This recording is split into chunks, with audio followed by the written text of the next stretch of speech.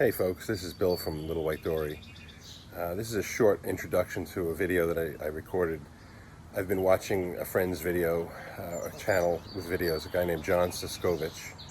He's pretty well known in the chicken processing, chicken marketing, farm marketing, chicken tractor in particular world. And I decided that I'd go out and do a video that highlighted one of the things that I've used that he designed or he inspired. And I thought, it needed a better introduction. So without any further ado, as they say, I'm going to let you have the other video that I recorded. And I'm just going to say that this was, for John, this week he's doing a special, I'm going to call it. He's doing videos about his different aspects of his farm and his chicken tractor success stories or use stories. And he's featuring me, and I don't know how or what he's doing, but on Thursday he's going to have something about me and my little urban farm here, farmette, whatever you want to call it, homestead. So as I see this stuff flying around in the background over my shoulder there, once again I'm going to say without further ado, and here it comes. Bye-bye. Hey folks, this is Bill from Little White Dory, and we're out here taking a look at some of my seedlings, and as you can see, we have some sprouts. I see this tray here, which is, let's see, looks like, I can't read it. I think it's kale. Mustard greens. Oops, I kind of disturbed that cell. Maybe that one will have to try a little harder. So we have mustard greens on that one. This one is kale down here. And the others are just not so speedy. Oh, wait a second. I have something here. Let's see what this one is. Now, if you can see this, I have it in these little peat pods. This is sunflowers, no wonder. They go pretty easy. Oops.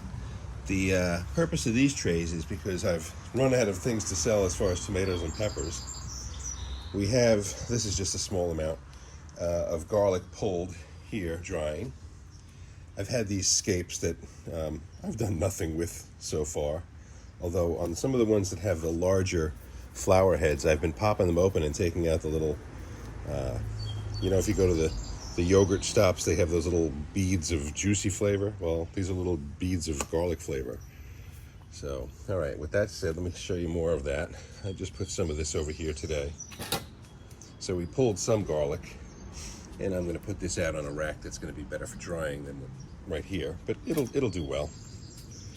Another tray. And I'm also going to cover the subject of my chicken tractor a little more detail today as we walk over to it. For those who don't know, I have a hobby, I'll call it, of selling, well, this is the very last bit of it, tomato plants and pepper plants. These guys did not get watered yesterday. They struggled through the day. They're struggling now. Some desperate people might be willing to buy a tomato plant from me, but for the most part, my season is done. And so now that the tomatoes are finished, all I have is these ones that I just didn't transplant, the excess. And I keep watering them just because some of them are fruiting. But all of this started in, let me show you this too. This is my little wagon for selling basil right now. But what I'll keep on here is homegrown tomato plants and pepper plants, then herbs, tomatoes, flowers, and so on. I'm kind of in between in a transition right now because the season's changing. I ran out of basil, so I started this, and you can see it's doing well. But the chicken tractor, a couple of things. Let me see, before I start looking on the inside. I had been on the internet, YouTube in particular, researching chicken coops. And if you search chicken coops for any length of time, eventually you're going to come across a video by a guy named John Suskovich. And John Suskovich created this little handy-dandy book right here called the Stress-Free Chicken Tractor Plan, 2nd edition, because the 1st edition wasn't apparently good enough. And there he is back there. You can zoom in. He's a cool dude up in Connecticut, has a farm he runs, a brewery he runs, a distillery.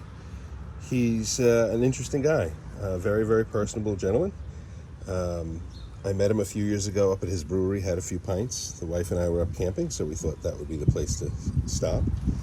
And I had already built my chicken tractor.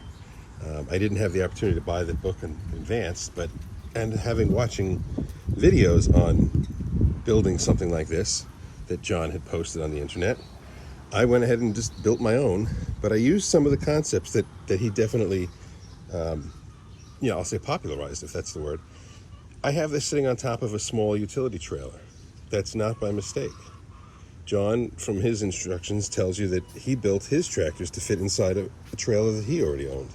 It's like, I guess, a landscape trailer, in his case, a bigger one. But this suits my needs. I can put this up on this trailer, save the footprint space of the greenhouse when I'm using it as a greenhouse. In earlier videos, you'll see this little trailer being used as a place where I have potted up plants to roll out and sell from. So here it is now, wrapped in plastic over the top just to give me a bit of shade, keep heavy rain out. It's a greenhouse for the purposes of what I have. Let me put this in here. Let's open this up. I'm just gonna put it right there for now. In here, you can see down on the floor here, I have got let me see if I can get my zoom to work. There we go. My seeds that are starting inside here. I'm not going to step in because I don't have shoes on. But inside these little trays here, we've got lots of different things started. And in a week or two, some of them will be big enough for me to transplant. Try to do this zooming again. There we go. I had some failed ideas.